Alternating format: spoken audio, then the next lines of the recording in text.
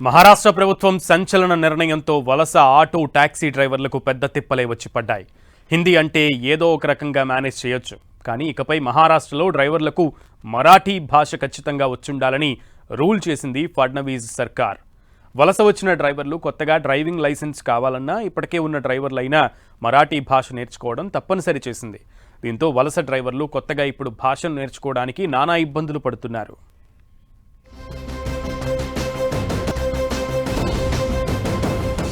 మహారాష్ట్ర ప్రభుత్వం మరో సంచలన నిర్ణయం. వలస డ్రైవర్లు మరాఠీ నేర్చుకోవాల్సిందే. మరాఠీ రాకపోతే డ్రైవింగ్ లైసెన్సులు రద్దు. లైసెన్సుల కంటే భాషకే ప్రాధాన్యత.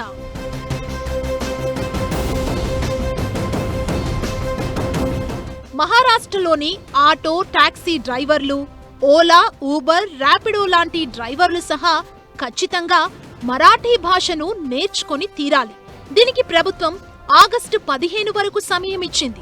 మరాఠీ భాష రాకపోతే నేర్చుకోవాలి. అలా కాదని నేర్చుకోకుంటే డ్రైవర్ పర్మిట్లు, డ్రైవింగ్ లైసెన్సులు పునరుద్ధరణ నిలిపివేస్తామని లేదా వాటిని రద్దు చేస్తామని ప్రభుత్వం ప్రకటించింది.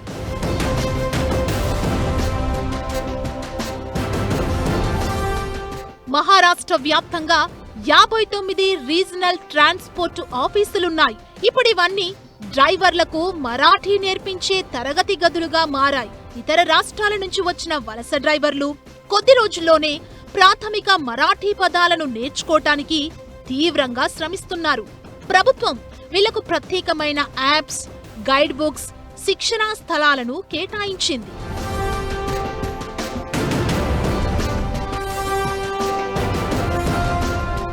ప్రభుత్వం ఇలాంటి నిర్ణయాలు తీసుకోవటంతో సర్కార్కు వ్యతిరేకంగా నాన్ మరాఠా డ్రైవర్లు సమ్మెకు పిలుపునిచ్చారు. దీంతో ప్రభుత్వం కాస్త వెనక్కి తగ్గింది. కేవలం భాష రాదనే కారణంతో వెంటనే లైసెన్సులు రద్దు చేయబోమని స్పష్టం చేసింది.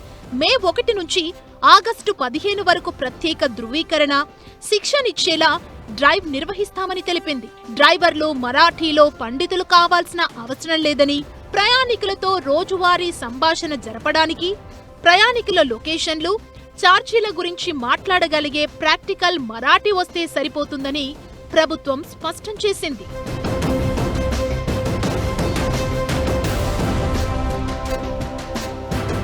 మహారాష్ట్ర ప్రభుత్వ నిబంధనలపై మిశ్రమ స్పందనొస్తోంది.